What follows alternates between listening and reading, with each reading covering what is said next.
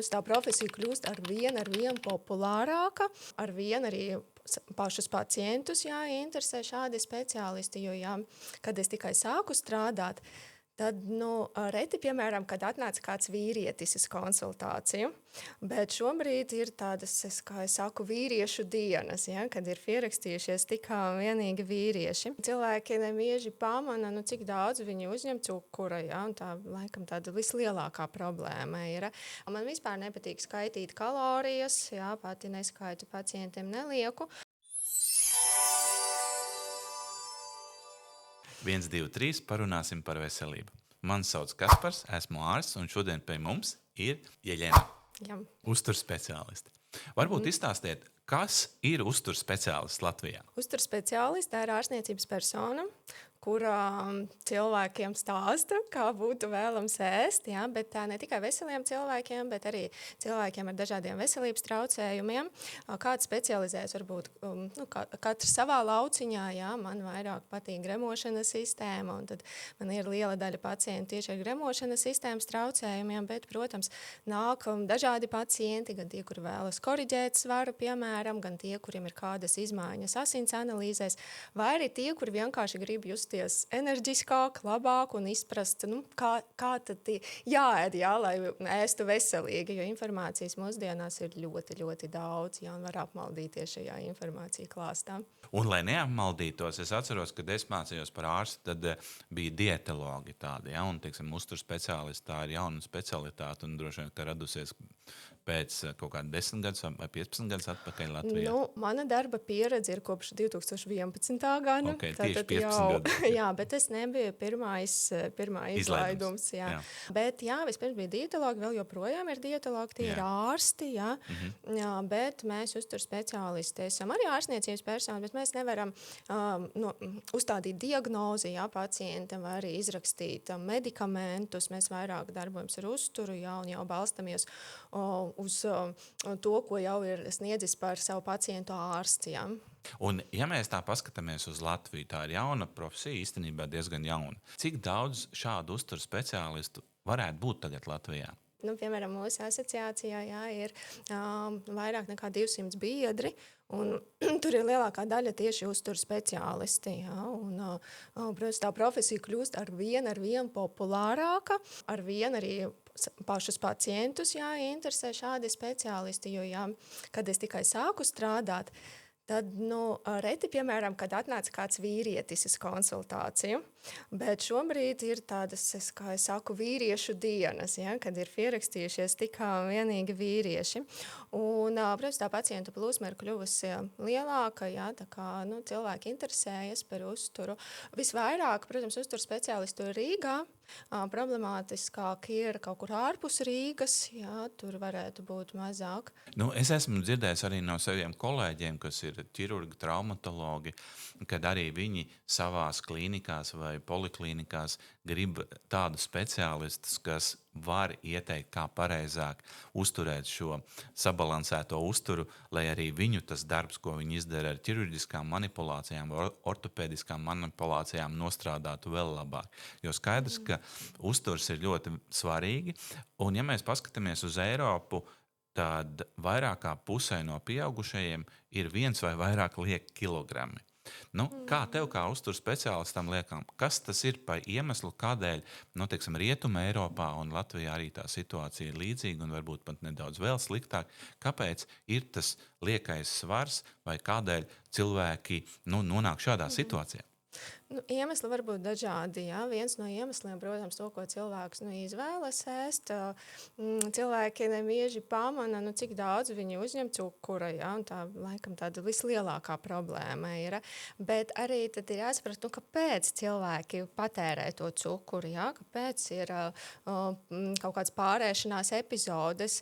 Un viens no tiem iemesliem varētu būt arī paaugstināts stresa līmenis, kad cilvēks cenšas ar uzturu, šo stresa līmeni līmeni mazināt. Bet, ja viņš to dara regulāri, kāds, piemēram, izvēlas alkoholu, ja, kāds izvēlas uzturu, ja, kāds izvēlas vienkārši saldumus ēst, bet kāds izvēlās vienkārši ēst, ja, kaut ko.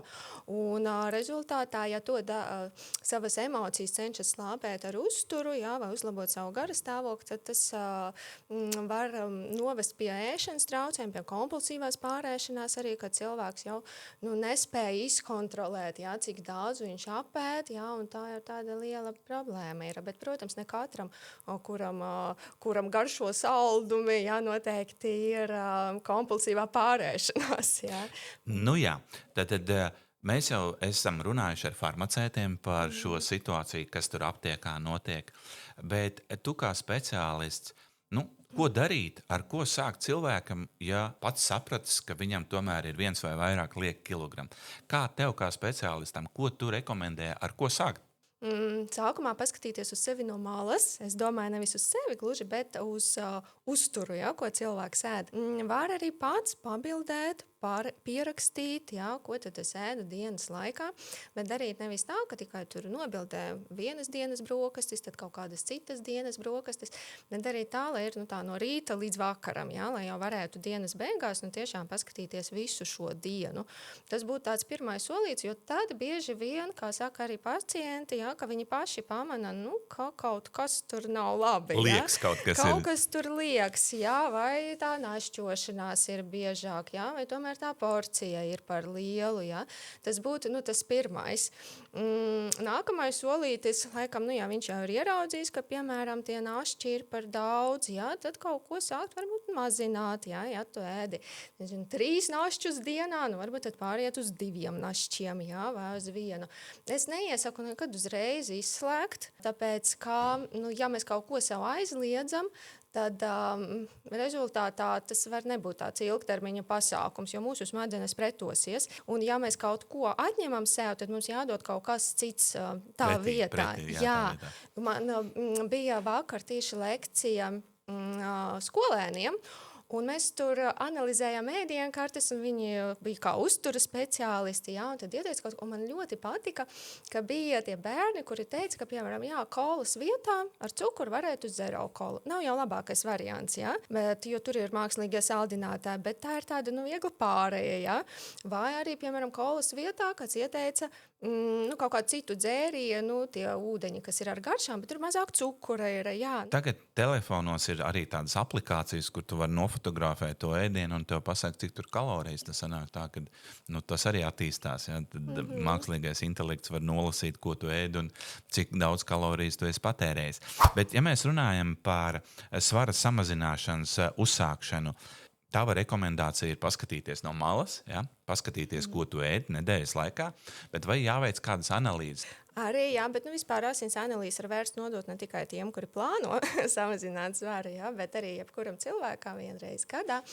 Un, jā, ir noteikti analīzes, kuras iesaka pie palielināta svara, paskatīties, tā ir glikoze, tas ir lipīdu profils, ne tikai kopējais holesterīns, bet arī augsta blījuma lipoproteīni, zema blījuma lipoproteīni, triglicerīdi, aknoenzīmi, jā, urīnskābe, un arī, protams, vairogs iedzeris, TSH, jā, kas par kura jau varētu secināt, jā, vai cilvēkam ir tendence uz pātrināt vairogs iedzeru darbību vai tieši otrādāk.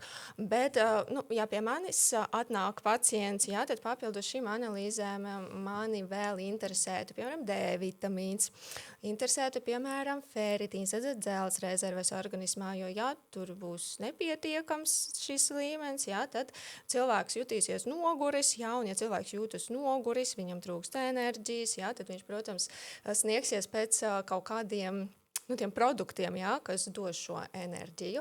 Man ļoti patīk rādītais homocisteīns, jā, jo viņš atspoguļo, kā tad ir ar tiem B grupas vitamīniem, jā, nieres arī interesē, protams, un arī iekaisuma rādītais CRO, jā, C-reaktīvais olbaltums, lai novērtētu korektāk šo feritīnu, protams, pilnā asinsāina. Tā kā ir kaut kas jādara arī, ja tu tā kā gribi tā pieslēgties pilnībā, tad arī asins analīzes varētu palīdzēt saprast speciālistiem, kurā virzienā tev virzīt. Tu teici, ka tu jau strādā 15 gadus, un pēdējo šo 15 gadu laikā tavā praksē, cik cilvēkiem tā kā pašiem izdodas ar pirmām konsultācijām tikt uz pareizā viļņa, un cik ir tādi, kas nāk pēc gada, pēc 2, pēc 3, un tu redzi, ka tomēr nav viņam izdevies noregulēt to savu ēšanas režīmu. Man grūti teikt tā ļoti precīzi, jo, Aptuveni, protams, ir pacienti, kuri atnāk, viņi pakonsultējas, un tad viņi pazūd, un tu nezini, kas ar viņu notiek. Ja? Bet ir arī, protams, liela daļa pacientu, es teiktu, lielākā daļa pacientu, kuri tomēr nāk regulāri, līdz viņi sasniedz savu mērķi. Ja? Un, jā, ir arī gadījumi, kad atgriežas pēc kaut kāda laika, ja? Jo svars atkal ir, piemēram, palielinājies, ja? Vai kaut kādi veselības traucējumi cilvēkam gadiem ejot, jā, ir parādījušies.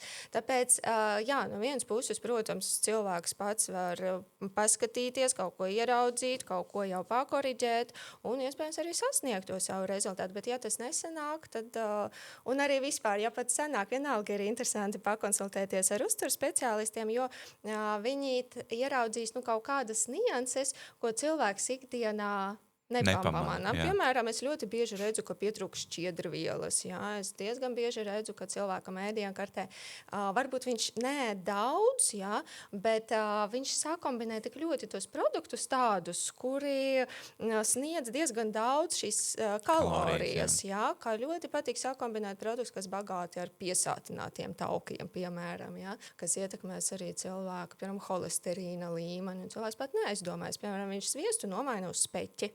Jā, arī tā. Un kas ir labāk? Jā, kas ir labāk?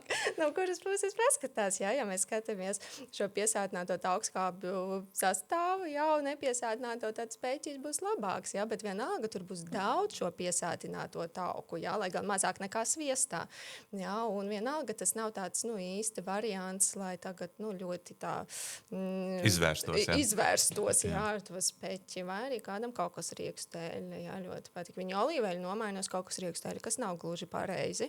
Tu minēji, ka ik pa laikam tu redzi, ka tavi pacienti vai tavi klienti vai tavi, tavu rekomendāciju saņēmēji atgriežas pēc tevi. Kas ir tā labā prakse, ko tu rekomendētu, ja kāds šodien, piemēram, ir izdomājis, ka viņš tomēr gribētu saņemt konsultāciju un doties pie uzturu speciālista? Tas atkarīgs no katra uzturu speciālista, kā viņš strādā. Ja es varu atbildēt par sevi. Tad parasti es lūdzu pēc pirmās konsultācijas atnākt pēc mēneša, kur mēs arī apskatāmies ēdienkarti vairāk, ja, jo pirmā konsultācija nevienmēr pietiek laika papētīt vēl ēdienkarti, ja tikai kaut kāds varbūt dažas dieniņas.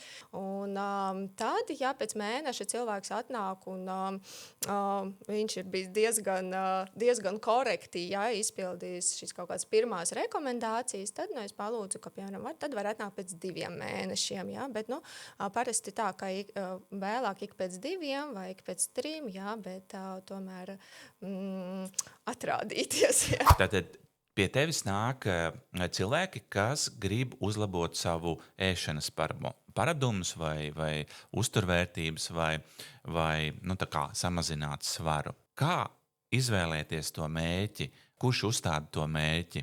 Protams, tas ir kopīga sadarbība, bet kā pareizi būtu uzstādīt to mērķi? Piemēram, vīrietis, sieviete, viņiem ir, piemēram, +5 tas, kas ir vajadzīgs, vai +10 tas, kas viņam vajadzīgs pēc tā normālā svara. Kas ir tas, ko jūs darat, kā jūs iesakat un kāda būtu tā pareizā mērķa nospraušana? Parasti, ja ir palielināts svars cilvēkam, ja ir aptaukošanās, tad nav jāuzliek uzreiz ļoti liels mērķis, jā, tie ir aptuveni no 5 līdz 15%, kas būtu jāzaudē no sava svara, es pat teiktu, labāk no 5 līdz 10, jā, tad mazāku labāk to mērķītu uzlikt. Bet ja mēs tīri tā par kilogramiem, cik, piemēram, par cik būtu jāsamazinās tur nedēļas, jā, vai mēneša laikā, tad mēnesis tas ir 2 līdz 4 kilogrami, tad no puskilograma līdz 1 kilogramu nedēļā, jā, jo tas ir tad bez stresa organismam, jā, un tad mazāks risks, ka cilvēkam ļoti palielināsies ēstgriba, jā, un viņam grūtāk būs, jā, bet vispār par tiem mērķiem, tiem tiešām jābūt ļoti, ļoti reāliem, to, ko ko cilvēks var izdarīt. Jā, nevis tā, ka viņš tur, piemēram, nekādu nesportoja, un tagad viņš uzliek savu mērķi, iet uz sporta zāli 3 reizes nedēļā. Jā. Tas ir diezgan tāds mērķis, jā. Kad mēs tos mērķus uzstādām, mēs vienmēr pārunājam, un patiesībā par fizisko aktivitāti diezgan bieži pacients saka, jā, man nav, es tagad tieši uz sporta zāli, tad pak. Jā, vai tiešām tu varēsi iet uz sporta zāli, jā, varbūt tad sāc ar pastaigām kaut vai, jā, bet katru dienu. Tam jābūt tā, lai to cilvēks dara tiešām katru dienu, jā, vai regulāri, kā ar sportu. Pēc galvenais jau uztur speciālistu darbā, lai pacientam izveidojas paradums. Ir ļoti daudz dzirdēts, ka daudzi labprāt uzsākt un darīt, un daudz arī uzsāk un dara, bet to mērķi sasniedz īstermiņā. Kā mums virzīt mūsu iedzīvotājus, lai viņiem tas sanāktu ilgtermiņā? Te atkal jāatkārtojas jau par reāliem mērķiem. Jo cilvēks grib visu ļoti ātri. Ja? Es gribu tur zaudēt tik un tik kilogramus tādā laika periodā. Ja? Bet tie uztura paradumi, kas cilvēkam šobrīd viņi ir veidojušies gadiem ilgi, un daudz ko mēs darām vienkārši automātiski, pat neaizdomājoties. Ja? Bet, lai tas paradums izveidotos, jāpaiet jauns paradums, jāpaiet diezgan ilgam laikam. Cik ilgam? Tas nav katram individuāli, protams, bet tās nav tās 3 nedēļas, par kurām diezgan bieži runā tā 21 diena. Jo, ko es arī pamanu, strādāt ar pacientiem, ka tikai pēc 3 mēnešiem cilvēki tā pasaka, es tagad nevaru iedomāties savu dzīvi bez dārziņiem, jā? Vai es ejot pa veikalu, es tagad apstājos pie plaukta ar saldumiem un padomāju, vai man ņemt vai neņemt. Jā? Tā kā jau var izlemt, jā? Vai paņemt vai nē. Bet iepriekš tas ir bijis tieši tā automātiski.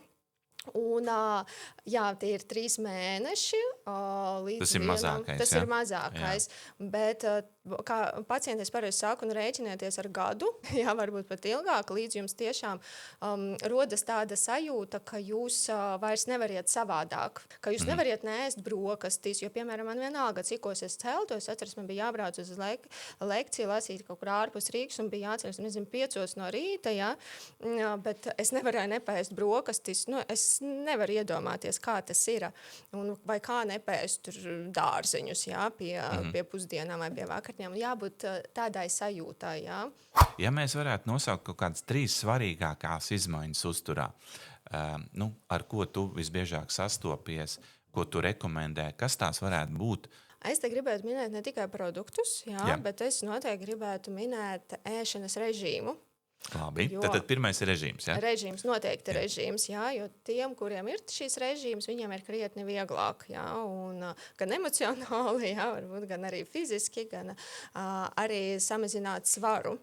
Un daudziem ir tā kļūda, ka viņi izlaiž ēdienreiz, pēc tam ir pārēšanās vakarā, vai kaut kādu saldumu ēšana. Tāpēc, režīms ir būtisks. Protams, mūsdienās ir diezgan varbūt grūti katram cilvēkam ēst vienā un tajā pašā laikā, bet vismaz ievērot to laika intervālu, ka vismaz ik pēc 4 stundām būtu jāpēd. Tas ir viens. Otra lieta. Saldumus es jau pieminēju, un tāpēc vienmēr iesaku pievērsiet uzmanību tām, cik cukura ir tajos produktos, kurus jūs ēdiet, jo, kā mēs zinām, 25 grami dienā, tas ir pieļaujams daudz, un 5 tēkarotītes, bet ja mēs redzam, ka produktā ir jau virs 10 gramiem cukuru, 100 gramiem, tad tas jau nozīmē, ka tur nav maz cukura. Tas ir viena glāze sulas, un tu esi izlietojis visu diennakts normu ar cukuru. Jā, tieši tā, un runāt par sulām, cilvēki kaut kā, bet es ceru svaigi spiestu sulu. Un tad kādam aug āboli, tad viņš dareiz pat ūdeni ar sulu aizvietoja, un var tad izdzer to 1-2 litru pa dienu, kas arī nav pareizi, protams. Lūk, un tas ir kaut kāds viens našķis dienā, un viss sanāk, jau tie 25 grami būs. Viens ir tā režīms, tad kā mēs ēdam, otrs ir cukuru mēs mazinām, un kas būtu tāda trešā lieta? Trešā lieta plānošana. Plānošana. Jā, tev ir jāzina, ko tu ēdīsi. Ja tu to nezināsi, tad tu ķersi kā visu pēc kārtas. Tu atnāksi mājās, tu gribi ēst, jā, un tad tev viss jāpaēd, jā, lai to izsalkumu sajūtu mazinātu. Bet, ja tu zināsi, kas tev tur vakarā būs, vismaz jābūt tādiem produktiem, ko tu vari ātri pagatavot, jā, tad vienmēr leduskapī, biezpiens var būt, jā, vienmēr var būt olas, jā, saldēti dārzeņi, kaut kādu tur pilngraudu maizi, un tev jau sanāks tur pēc šķīvja principa, jā, saorganizēt sev šo maltīti, nepieliekot tādas ļoti lielas pūles, jā. Mēs ejam uz tiem pašiem veikaliem, droši vien populārākiem Latvijā, un redzam, ko teiksim, katrs klients, kas tur atnāca, ko viņš liek tajā groziņā. Jā, varbūt tur arī jābūt uzturs speciālistam un saka, tas tu esi ielicis pa daudz šoreiz. Jā, man dažreiz gribās. Gribās, bišķiņ gribās, tā kā rekomendēt. Tā ceturtā lieta, kas vēl būtu pie pirmām 3, kas ir vissvarīgākās, tie pirkšanas paradumi varbūt jāpāja. Varbūt nedrīkst iet izsalcis uz veikalu. Tieši tā, jā, tas arī ir no tiem svarīgiem ieteikumiem, kad nekad nedrīkst iet izsalkušam, jo tu noteikti vari paķert to, ko vispār nevajadzētu. Varbūt tad ir kaut kādā tādā valstiskā līmenī jāievieš tāds likums, ka pie tā čeka, ko iedod, tur parādās arī kalorijas, ja, un cik dienām ar šo pārtiks grozu pietiks, jo tomēr bieži vien ir tā, ka droši vien, ka mēs nopērkam kaut ko par daudz. Ja mums ir tā liekā enerģija, tas liekais kilograms, tas nozīmē, ka mēs viņu kaut kā esam uzņēmuši vai neesam nostaigājuši. Es nezinu, vai vajag tās kalorijas, jā, visur minēt, jo tad var aiziet otrā galējībā, jo cilvēki tiešām ir ļoti dažādi, un ir arī cilvēki, kam, piemēram, ir anoreksija, jā, un tad viņi ļoti uztrauksies, jā, par to kaloriju daudzumu.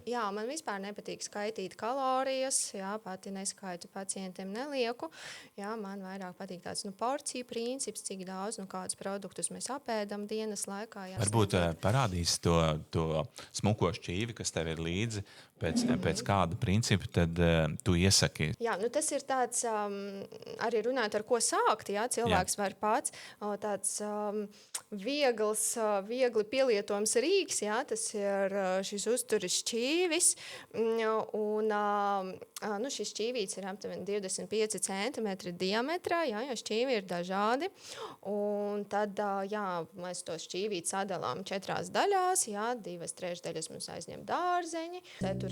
daļu mums aizņem graudu grupas produkti, jā, vai kartupeļi, vai makaroni, jā, piemēram, un 1/4 daļu mums aizņem olbaltumvielas, tad vai gaļa, vai zīvis, vai olas, vai biezpiens, piemēram, vai pākšaugi, jā. Bet te ir tāda viena nianse arī. Tas ir tāds universāls rīks, bet katrs cilvēks ir individuāls, jā. Un, ja, piemēram, cilvēks pirms tam vispār dārzeņus neēda, jā, un tagad es saku, tagad ēdiet katrā ēdienreizē pušķīvi. Kas tad var ar to cilvēku notikt? Jā, viņam var sākt pūsties vēders, jā, viņš jutīsies slikti, tad viņš domās, kāds veselīgs uzturs, jā, un vispār ne pie kādiem uzturs speciālistiem neiešu. Un tad, jā, ieteikšu tāds, ka vismaz to 1/4 daļu šķīvi ar dārziem, bet katru dienu, jā, skatieties, kā ir tā pašsajūta. Jā, varbūt sākumā tur, kam ir tāda jutīgā gremošanas sistēma, varbūt termiski apstrādātus, bet regulāri, jā, pakāpeniski to daudzumu palielināt. Un vēl kas, jā, kāpēc tas šķīvis ir tik labs un kāpēc tik uzturs speciālistiem patīk, jo tur, piemēram, ir arī olbaltumvielas katrā ēdienreizē, kas dos labu sāta sajūtu, jā, un mazinās to pārēšanās risku vai kā arī pēc kaut kādiem saldumiem, jā. Jā, par ogļhidrātiem tur gan būtu vairāk jāparunā, jā, kādas tad tur likt. Jā, ir tās dažādas populārās diētas, ir keto diēta un vēl kaut kāds. Kāds ir tavs skatījums uz šīm lietām? Ko no tā var paņemt un ko jūs izmantojat un kas varbūt ir tādi, teiksim, mīti par šīm diētām? Es personīgi nepielietoju, nerekomendēju pacientiem tieši kaut kādas īpašās diētas, jā, ievērot. Vislabāk, jā, tas ir šis pilnvērtīgais sabalansētais uzturs, jo par to datu ir dati, jā, ka ir tas pozitīvais efekts, bet nav tā, ka tas noteikti būtu labāks. Bet ir, protams, arī noteikti riski, jā, kas varētu būt, kāpēc, piemēram, man ļoti patīk šīs diētas, kas ir ar palielinātu tauku, bet ar samazinātu ogļhidrātu saturu.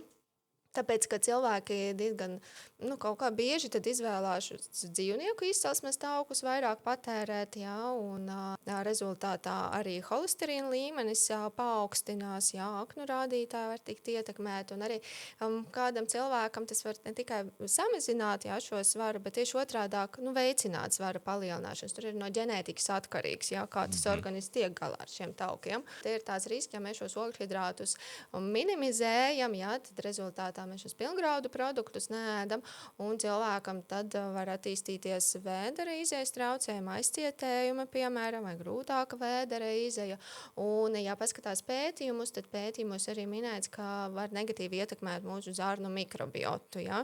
Tāpēc es neesmu tāds šīs dietas piekritēja, ja? Lai gan ir pacienti un arī nāk pacienti, kuriem izdodas, to ir viegli ievērot, ja? Jo laba sāta sajūta ir cilvēkam. Un, jā, bet ir savas nianses, kuri man bijuši pie manis pēc šāda veida diētas, visiem viņam diezgan augsti holesterīni. Jā. Labāk ir labāks racionāls uzturs nekā kaut kādas speciālas diētas, es saprotu. Bet par ēdiena regularitāti. Es saprotu, ka jo regulārāk, jo labāk. Neizlaist kaut kādas ēdienu reizes, tas ir labāk. Jā. Un par laiku, jā, cikos tas labākais laiks ēst brokastis, un cikos labākais laiks ēst pusdienas, un cikos labākais laiks ēst vakariņas. Jā, es minēju par tām stundām, ja ik pēc 3-4 stundām, un tad, lai mums sanāk tās 3 pamatēdienu reizes, un kādam varbūt ar to arī pietiek, un vairāk arī nevajag, jā, bet kādam tomēr varbūt vajag starpēdienu reizi kādu, bet tad, lai nebūtu vairāk par 2 šīm starpēdienu reizēm. Runājot par vakaru, jā, pēdējo ēdienu reizi, parasti ir tas ieteikums vismaz 2 stundas, jā, bet varbūt labāk 3, jā, vai 4 pirms gulētiešanas, lai tas arī kaut kā negatīvi neietekmētu, piemēram, cilvēka miega kvalitāti, jā. Jo, ja mēs tam pirms gulētiešanas uzņemsim pārāk daudz, jā, ēdiena, jā, tad tas, protams, var ietekmēt. Un arī cilvēkiem, kam gremošanas sistēmas traucējumi, viņam arī noteikti nav ieteicams ēst neilgi pirms miega. Un tāpēc, te ir jāskatās, cikos cilvēks iet gulēt. Jā, ja viņš iet gulēt, piemēram, 10, tad pēdējā dienreize, kādos 7, jā, vēlākais 8. Bet ja viņš iet 1 gulēt naktī, jā, tad viņš slikti, ka viņš iet 1 gulēt naktī. Bet, jā, teorijā, jā, tā varētu būt, bet tu labāk tomēr es teiktu, ka... Bet tad viņš brokas sēd 10 droši vien. Jā, protams, ir atkarīgs no tā, ja pie kāda tipa cilvēks pieder, jā, un pūce, jā, vai cīrulis, bet es parasti iesaku, centieties neēst vēlāk par 8. Tas ir mans tāds ieteikums, jā. Cilvēks grib samazināt savu svaru. Kāds varētu izskatīties tas... tā ēdienu karte tāda, no vienkāršām lietām, ar ko sākt, kas Latvijā ir arī pieejams gan vasarā, gan ziemā. Kāda tā ēdienu karte varētu izskatīties? Tad mēs ejam cauri tam šķīvja principam, ja? Jā. Tad, labi, paņemam vienu dienu, piemēram, brokastis, jā, brokastīs, jā, mums varētu būt omlete, piemēram, jā, mums var būt rudzu maizes šķēle, jā, mums varētu būt dārzeņi. Cilvēkiem ļoti patīk gurķi, tomāti, jā, bet varbūt nevienmēr vajag tikai gurķus un tomātus, varbūt kādreiz burkānus, kāpostus, jā, arī šādus dārzeņus iekļaut savā ēdienkartē. Varbūt gan svaigi, gan saldēti kaut kādi dārzeņi. Tad, jā, mēs varam arī kādu auglīti apēst, piemēram, ja gribās kaut ko. Kā ar fermentētiem dārzeņiem no rīta? Vai tas ir rekomendējams, vai labāk pusdienās vai vakarā fermentēt? Nav tāda kāda ieteikuma, kā kaut noteiktā laikā, ja tie būtu jāēd. Ja cilvēkam patīk, viņš var arī no rīta pēst. Te ir vairāk runa par to, kā cilvēks jūtas, ja, pēc šo produktu ēšanas. Jo, piemēram, tiem cilvēkiem, kam ir raksturīga vēdera pūšanās, viņi sliktāk var panest tieši fermentētus produktus. Un tas īsti nederēs. Ja, varbūt vienu karotīti var, ja, bet ja būs vairāk, ja, tad jau var norēģēt. Un fermentētus, ja, šos produktus iesaka kaut vai katrā ēdienreizē, tas ir labi mūsu mikrobiomam, gremošanas šiem procesiem, jā, bet tas, jā, tad individuāli, jā, un daudz. Ko nevajadzētu kombinēt brokastīs, piemēram? It kā labas lietas, tur, omletes skaidrs, rudzu maize labi, vēl kāds dārzenis labi, bet varbūt kas nebūtu labi brokastīs? Kas nebūtu labi? Atkal jāmin vārds individuāli, jā, bet ir cilvēki un diezgan bieži, kuriem ļoti strauji ceļas cukura līmenis asinīs pēc, piemēram, tāda ēdiena kā putra plus augļi, ja, vai kaut kādi žāvēti augļi, vai kaut kādi ievārījumi tur pieliek, ja, tad es parasti šādu kombināciju izsvītrojat, ja, no... Jā, es neteikšu, ka es gluži izsvītroju, bet tad es saku, ka jums noteikti jāiekļauj olbaltumvielas, vai jums jāuztais tāda gudra putra, jā, jums tur jāpieliek, piemēram, varbūt nevis auglis, sāls, bet ogas jāpieliek, jā, jums jāpieliek, piemēram, riekstu sviest vai rieksti, sēklas, un vēl ir labi, ja jūs pirms tam, piemēram, biezpienu paēdīsiet, jā, vai jūs vai pieliksiet tajā putrā kādu proteīna, jāvotu proteīnu pulveri, piemēram, jā, lai tieši to glikozes kāpumu neizraisītu. Jā. Tad mēs pārējām uz pusdienām. Kas ir labas pusdienas? Pusdienas, jo vienkāršāk izskatīsies tā maltīte, jo labāk cilvēkam, kurš samazinās svaru, tad nevajadzētu tur, jā, piemēram, kafejnīcā kaut kādā ēd visādu sacepumu spirt vai krēmzupas, jā, kur mēs nezinām, kas tur sastāvā. Ir labi paņemt kādu gaļu, piemēram, grilēta gaļa vai grilētas zivs, jā, bet tā kā, ka mēs redzam, no kā sastāv, vai arī, ja kāds ņem karbonādi, tad var nokasīt to, kas ir virs. Panējumu, jā. Panējumu var nokasīt. Tad mēs paņemam kaut kādas piedevas, piemēram, griķus, ja, vispār es parasti iesaku ēdiet biežāk griķus, ja nekā rīsus vai kartupeļus, un tad mēs paņemam kaut kādas dārzeņu salātus, bet vēlams ar eļļu, ja, nevis ar krējumu vai majonēzi. Un vakariņas var būt ļoti līdzīgas, jā, varbūt arī ar tiem pašiem graudaugiem, bet ja tā būs mans pacients sieviete, jā, tad es iespējams viņai ieteikšu, ja viņa nebūs ļoti fiziski aktīva, ka varbūt tos graudus arī var paņemt nost, jā, varbūt to gaļas porciju nedaudz lielāku, jā, vai zivs, lai labāk sāta sajūta, bet jau ar dārzeņiem. Tas būs tāds standarts, jā. Jā, teiksim, tie, kas ir, dzīvo Rīgā, kas strādā ofisos, arī daudz tie, kas fizisku darbu dara, vai viņi paspēja tur pa dienu paēst, tur celtnieki vai arī tālbraucēju šoferi var nepaspēja paēst. Un tad ir tā vakara pārēšanās. Kā ar to cīnīties? Kaut kādā veidā sev nodrošināt pusdienas. Tomēr mēģināt. Tomēr mēģināt vismaz kaut kādu jau olbaltumvielu avotu, vai tas būs, piemēram, tas pats proteīna dzēriens kāds. Jā. Vai arī dažkārt var izmantot kaut kāds baltītes aizvietotāji, jā, kur būs jau arī labs olbaltumvielu daudzums, jā, un arī dažādi vitamīni, minerālu vielas, jā. Tad tāds variants arī pastāv. Varbūt ir kaut kādi speciāli tādi ēdieni, kur tu it kā sajūti to sātu, bet tomēr nepārēdies, jo tad tas piepildījums tev ātrāk parādās nekā varbūt ēdot kādu citu ēdienu. Ja mēs ēdīsim tikai, piemēram, ogļhidrātus, jā, tad mums tā sāta sajūta nebūs uz ilgu laiku. Jā, un tāpēc daudz to pašu putru no rīta viņi negrib ēst, jā, jo viņiem diezgan ātri sagribās ēst. Jā, tad, protams, tie ir olbaltumvielu saturoši produkti. Gaļa, olas, zīvis, jā, biezpiens. Tas ir tas, kas nodrošinās mums to lielāku sāta sajūtu. Jā. Tad, un kā piedeva, jā, kaut kā dārzeņa eļļu pielikt klāt. Bet, protams, arī, kā es saku, ja tas ir vīrietis vai aktīvāks kāds cilvēks, arī kādu graudu produktu var. Un Nu, par tiem vakariem arī, kāpēc cilvēki pārēdas vakars. Viens iemesls, ka vienkārši Dienu nav ēdis. nav varbūt. ēdis, jā, ko viņš ir ēdis, vai gadījumā neēda tā, ka bija tikai tie produkti, kas strauji cēla to glikozi līmeni asinīs, un pēc tam glikozi krītās, un cilvēkam ir bijušas tādas glikozi šūpoles, jā, Jā, un gribās ļoti, ļoti ēst. un gribās ļoti, ļoti ēst, un tas ietekmē arī cilvēku emocionālo stāvokli. Un tad vakarā viņš atnāk, viņš grib tā kā atpūsties, atslābināties, tad ieslēdz kaut kādu filmu, jā, vai kaut ko, un tad ēd, jā. Tas te arī bija viena paciente bija, kura jau vairākas reizes ir bijuši, un tad mēs kaut kādā šajā 4., 5. konsultācijā nonācām pie secinājuma, ka kad viņa kaut ko skatās, viņai obligāti ir jāēd. Tad dažreiz mēs arī to ēdienu sasaistam ar kaut kādu mūsu darbību, jā, un kā arī šīs moments būtu jāpaanalizē. Tāpēc te nav tik vienkārši, jā. Jā, varbūt pār pusdienām. Ir tā saucamās kolektīvās pusdienas, ka teiksim, viss kolektīvs iet kopīgi ēst. Vai tas ir labi, vai tas nav tik labi, vai tomēr katram jāmeklē tā ēdienu reize tad, kad viņam gribās, vai tomēr tas nav nemaz tik slikti. Es domāju, tas nav slikti, tikai ko tur izvēlās. Ja ņem kompleksās pusdienas, jā, tad varbūt nevienmēr tas ir labi, jo tur var vai desertiņš klāt, jā, vai kaut kāds kompots, jā, tad kaut kas varbūt papildus, ko nemaz nevajadzēja, jā, kādreiz var paēst, jā, tikai otro ēdienu, jā, vai kādu, varbūt tikai pirmo ēdienu, skatoties, kāda tur tā zupa ir, jā.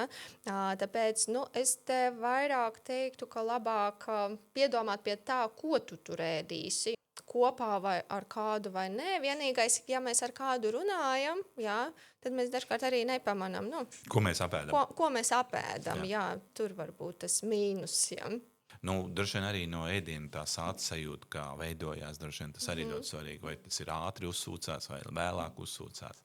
Par ko mēs vēl varam parunāt? Varbūt tieši par tevīm, teiksim, kas ir tas, kas tev pašai garšo?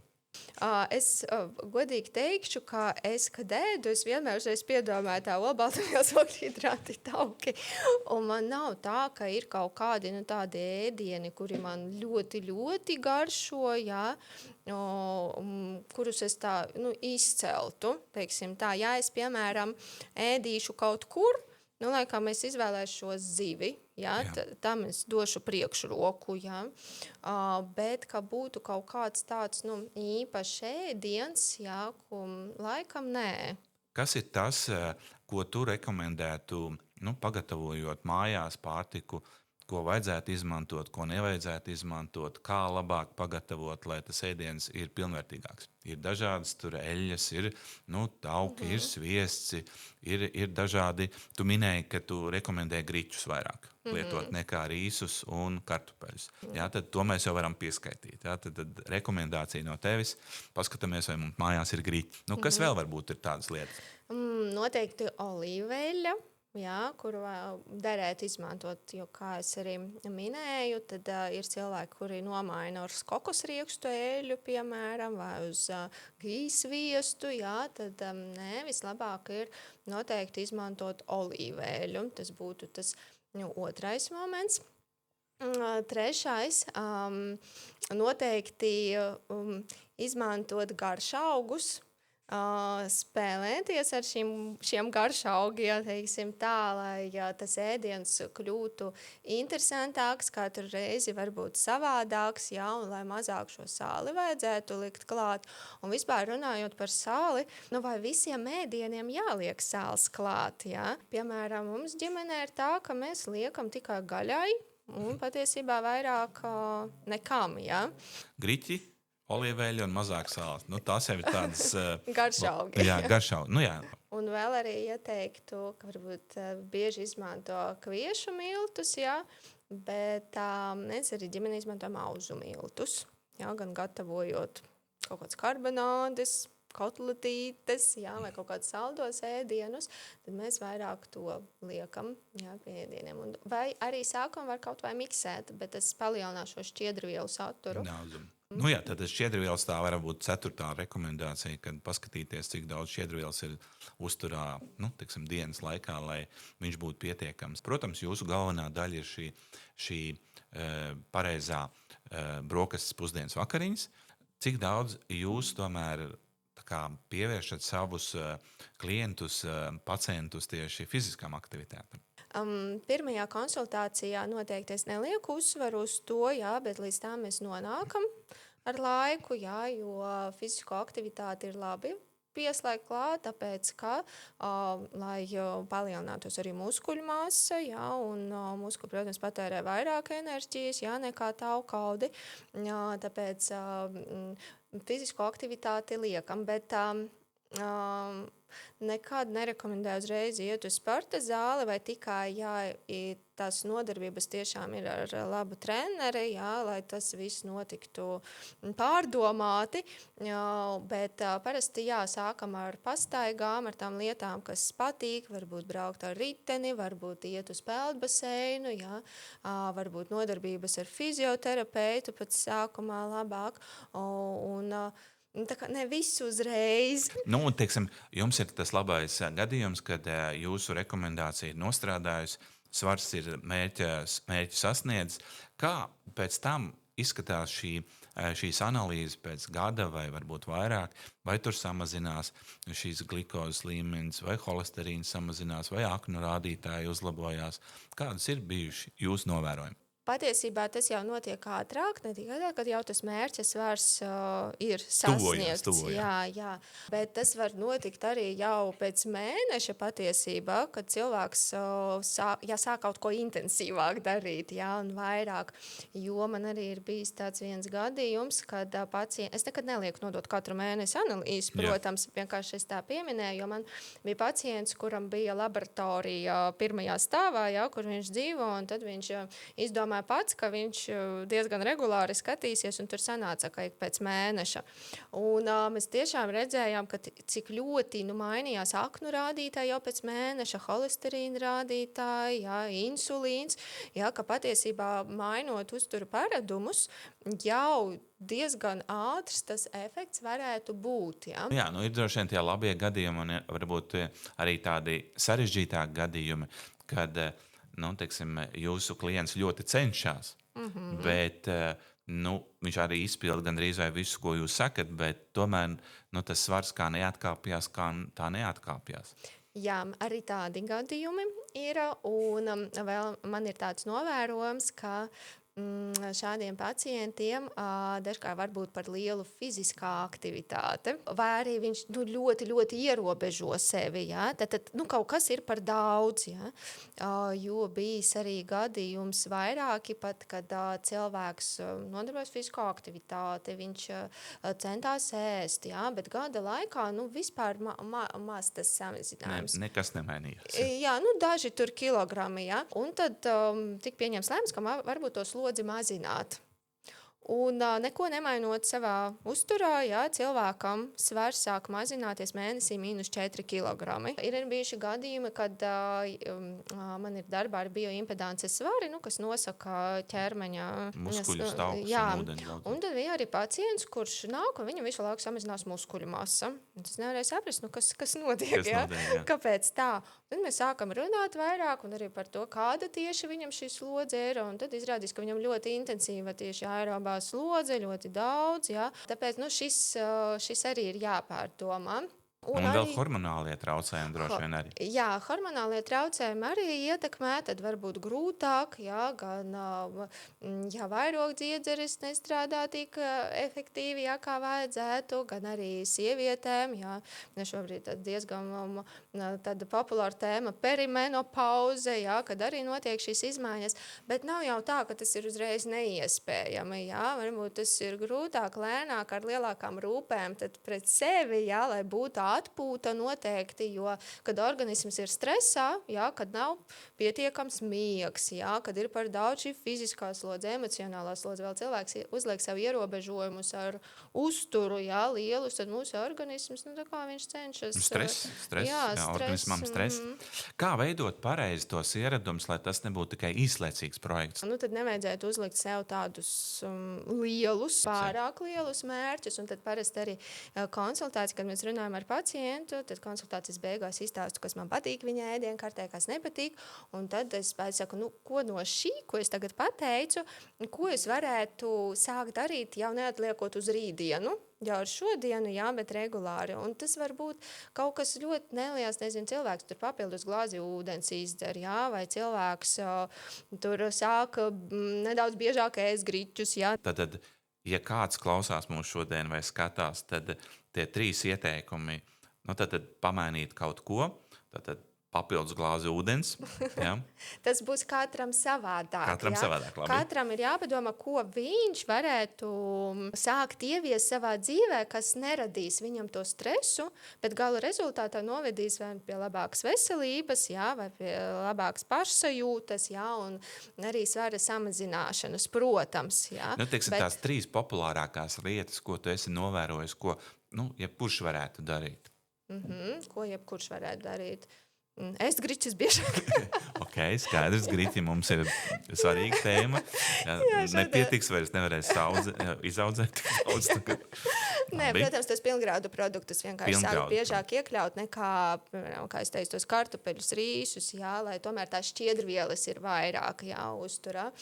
Jo tas ietekmē savukārt mūsu mikrobiomu, un mūsu mikrobioms, jā, arī ietekmē mūsu svaru, jā, ne tikai kalorijas, jā, un arī ēšanas paradums tai skaitā. Jā, tad šķiedrvielas. Jā, Skatāmies uz šķiedrvielām, kur viņu ir vairāk. Jā, tieši tā. Tad tāds klupšanas akmens tīri saldumi, kā mēs runājām. Jā. Nepirkt saldumus. Nu, nē, tas būs uzreiz sarežģīti. Jā.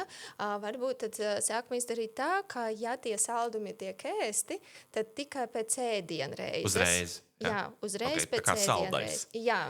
Okay. Pagaidām mēs nemazinām neko, bet tikai pēc ēdienreizes. Jā, nevis tā, ka tukšā nebūtu cits dušā. pīķis vēl, jā? Teiksim. Jā, tieši tā. Trešais ieteikums vēl varētu būt arī kožļāšana.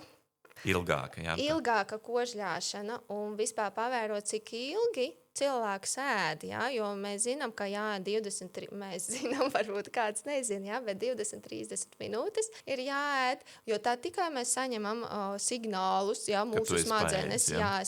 Un cilvēkiem patiesībā tas sagādā grūtības, jā.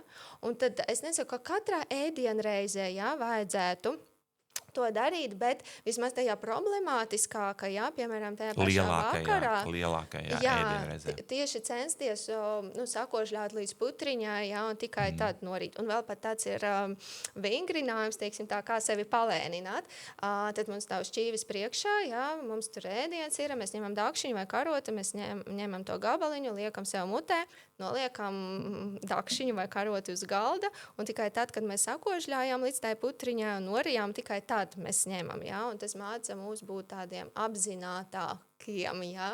Liels paldies! Mums ir tagad 3 ieteikumi, ko katrs var pielietot, un, nu, būs jautājumi, mēs noteikti prasīsim tev, kā pareizāk rīkoties, un paldies tev, ka tu atradi laiku izstāstīt mums, kādi ir īstie un pareizākie paradumi, lai mēs varētu labāk justies katru dienu. Jā, Paldies tev!